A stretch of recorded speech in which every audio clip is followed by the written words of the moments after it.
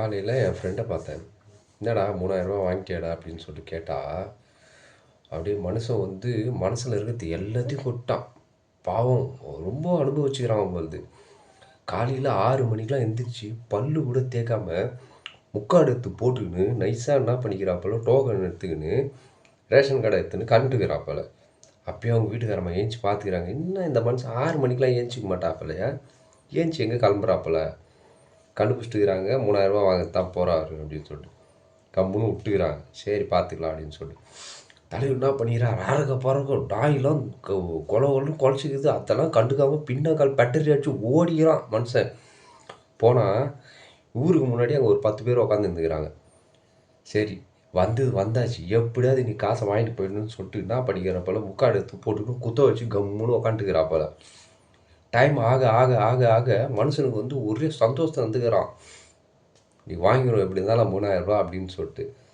அப்புறம் பார்த்தா வராங்களா, ஆனால் வந்து காசு கொடுக்க மாட்றாங்களா. என்னன்னா அந்த கவுன்சிலர் வந்தால் தான் வந்து திறப்பு விழா பண்ணிட்டு காசு கொடுக்குறதா பிளானில் இருந்திருக்கு போல். அதுக்கப்புறம் எல்லாத்தையும் முடிச்சுட்டு ஒருத்தராக காசு வாங்குறாங்க போல். ஒரு 2-3 பேருக்கு பின்னாடி நின்றுக்கிறாப்போல மனுஷன். இன்றைக்கி காசு வந்துடும், வயிற்றுலாம் அப்படியே பட்டாம்பூச்சிலாம் பறந்துக்குது மனுஷனுக்கு. ஒரு 2 பேருக்கு பின்னாடி நின்றுக்கிறாப்போல மனுஷன். வாங்கிறதுக்கு கொஞ்ச நேரம் தான் இருக்குது. சந்தோஷத்தில் வந்துக்கிறாப்போல மனுஷன். பட்டுன்னு பின்னாடி ஒரு கை தட்டிக்குது.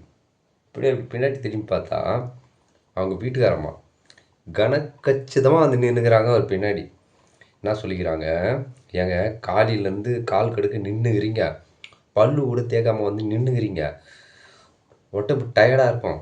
நீங்கள் என்ன பண்ணுங்கள், வீட்டுக்கு போயிட்டு பல்லு தேய்ச்சிட்டு டீ சாப்பிட்டு உட்காண்ட்ருங்க, நான் காசு வாங்கிட்டு வந்துக்கிறேன்னுக்கிறாங்க. 2 பேர் தான் நின்றுக்கிறாப்பில்லையா, 3000 எப்படி விடுவாப்பில்ல, இதுக்கு தானே காத்துந்தாப்பில்ல.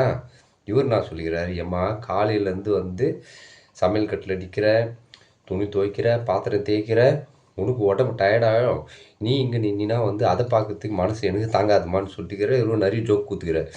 அவங்க சம உசாராச்சா, ஏங்க இந்த வேலையை நான் ரெகுலராக தான் செஞ்சுனுக்கிறேன், அதனால் இது வந்து எனக்கு வந்து பெரிய விஷயமே கிடையாது, உங்களுக்கு தான் டயர்டாக இருக்கும், நீங்கள் வாங்க அப்படின்னு சொல்லிட்டு சொல்லிக்கிறாங்க. இவர் விடுவாரா, என்ன பண்ணிக்கிறாரு, ஏம்மா மணி வந்து 9 ஆயிடுச்சு, புள்ளைய கூட்டு போய்ட்டு ஸ்கூலில் விடணும், நீ என்ன பண்ணு ஸ்கூலில் கூட்டு போய் விட்டு வந்துடு, அதுக்குள்ளே நான் கதையை முடிச்சிடுறேன்னுக்கிறாரு. அவங்க விடுவாங்களா, கப்புன்னு அவர் கூட்டு இந்த பக்கம் நிற்க வச்சுட்டு இவங்க போய் லைனில் நின்று 3000 வாங்கிட்டுக்கிறாங்க. மனுஷனுக்கு அப்படியே வேர்த்து விறுவிறுத்து டெஞ்சுலாம் அப்படியே வந்து ஒரு மாதிரி ஒட்டிஞ்சு போயிட்டுக்கிறாப்ப.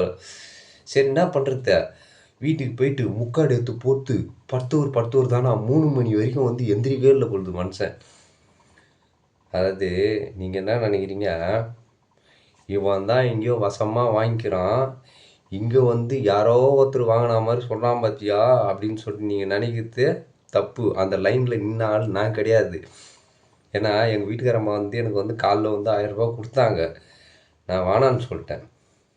அதுக்கு அவங்க என்ன சொல்கிறாங்கன்னா, எங்கள் வீட்டுக்கார் எப்பவுமே இப்படி தான், எப்போ காசு கொடுத்தாலும் வானான்னு தான் சொல்லுவார், இது வரைக்கும் உரிமை தொகை கூட வந்து 1 பைசா வாங்கினதில்லை என்கிட்டேருந்து, இவர் எப்பவுமே இப்படி தான் அப்படின்னு சொல்லிட்டு சொன்னாங்க.